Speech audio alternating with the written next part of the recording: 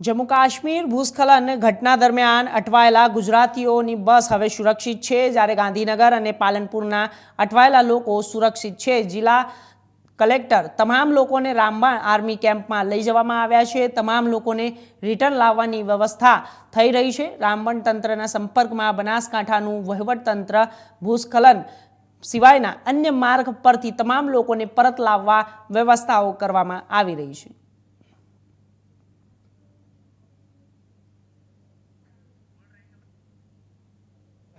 સાંજે અંદાજિત 6:30 થી 7 વાગ્યાની આજુબાજુ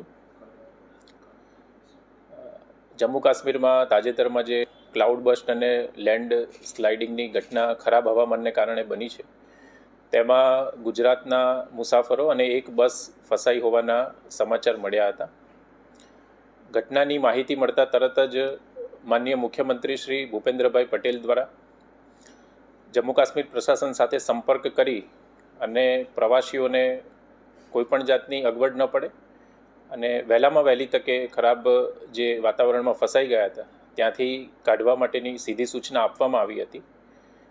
અને અત્રેના ડિસ્ટ્રિક્ટ કલેક્ટર કચેરી બનાસકાંઠા તથા ગૃહ વિભાગ સતત જમ્મુ કાશ્મીર પ્રશાસન સાથે સંપર્કમાં જે મુસાફરો ફસાયેલા હતા તેમના માટે કામગીરી ચાલી રહી હતી।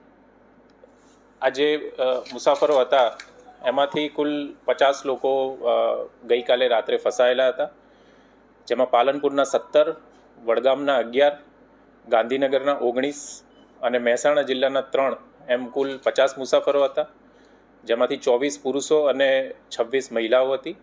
50 મુસાફરોમાં એક 8 વર્ષનું બાળક પણ હતું અને 50 મુસાફરો પૈકી 27 સિનિયર સિટીઝન હતા।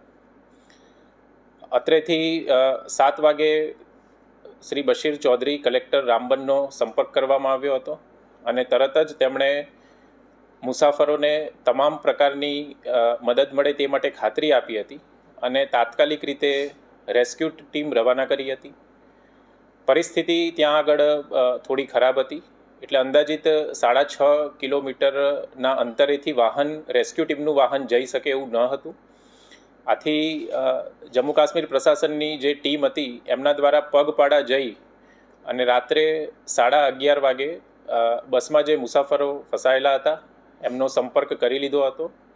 અડધી રાત્રે જમ્મુ કાશ્મીર પ્રશાસન દ્વારા તેમના માટે જમવાની વ્યવસ્થા પણ કરવામાં આવી હતી અને ટીમ ત્યાં પહોંચ્યા બાદ ત્યાંના કલેક્ટર રામબન દ્વારા અત્રેની કચેરીએ અપડેટ પણ આપવામાં આવી હતી।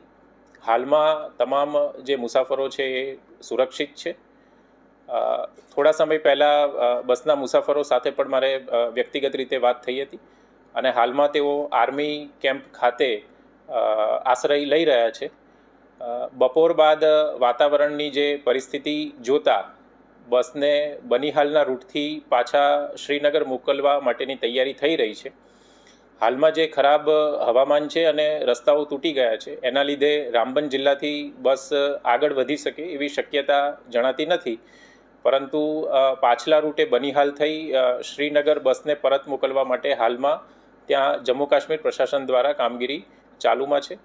ફરી એકવાર હું સૌને જણાવવા માગીશ કે જે તમામ જે 50 મુસાફરો છે એ હાલમાં સુરક્ષિત છે અને રામબન ખાતે તેઓ આ આર્મીનો જે કેમ્પ છે ત્યાં હાલમાં આશ્રય લઈ રહ્યા છે।